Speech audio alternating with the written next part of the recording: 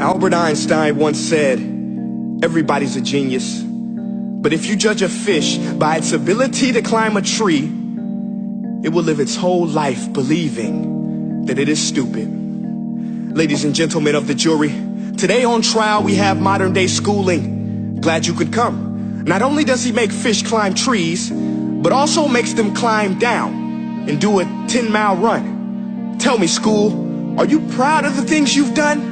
Turning millions of people into robots, do you find that fun? Do you realize how many kids relate to that fish? Swimming upstream in class, never finding their gifts, thinking they are stupid, believing they are useless? Well, the time has come, no more excuses. I call school to the stand and accuse him of killing creativity, individuality, and being intellectually abusive. He's an ancient institution that has outlived his usage.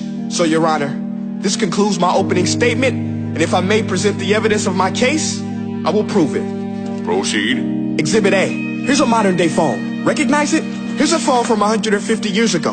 Big difference, right? Stay with me. Here's a car from today, and here's a car from 150 years ago. Big difference, right? Well, get this. Here's a classroom of today, and here's a class we used 150 years ago. Now ain't that a shame? In literally more than a century, nothing has changed. Yet you claim to prepare students for the future? But with evidence like that, I must ask, do you prepare students for the future or the past?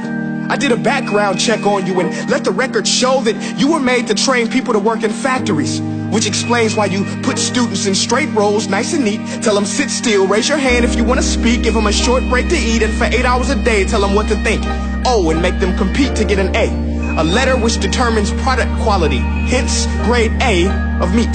I get it. Back then, times were different. We all have a past. I myself am no Gandhi. But today, we don't need to make robot zombies. The world has progressed. And now we need people who think creatively, innovatively, critically, independently, with the ability to connect. See, every scientist will tell you that no two brains are the same. And every parent with 2 or more children will confirm that claim. So please explain why you treat students like cookie cutter frames or snapback hats, giving them this one-size-fits-all crap. Watch your language. Sorry, Your Honor, but if a doctor prescribed the exact same medicine to all of his patients, the results will be tragic. So many people will get sick, yet when it comes to school, this is exactly what happens. This educational malpractice, where one teacher stands in front of 20 kids, each one having different strengths, different needs, different gifts, different dreams, and you teach the same thing the same way?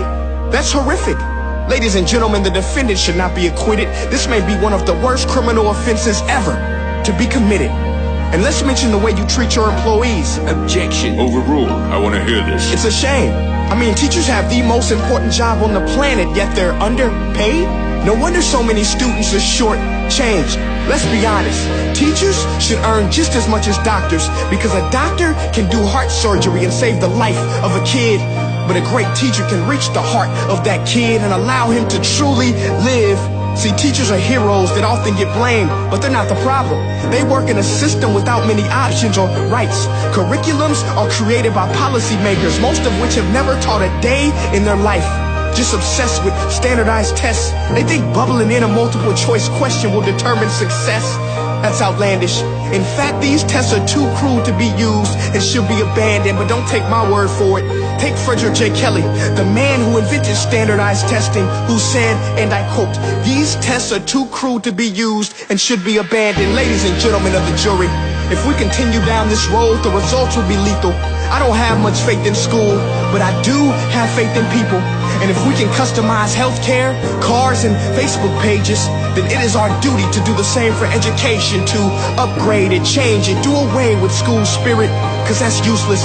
Unless we're working to bring the spirit out of each and every student, that should be our task.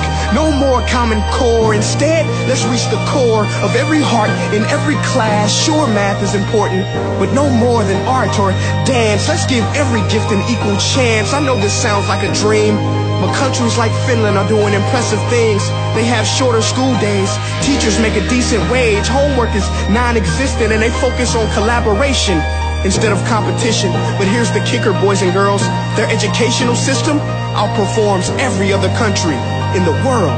Other places like Singapore are succeeding rapidly. Schools like Montessori, programs like Khan Academy. There is no single solution, but let's get moving.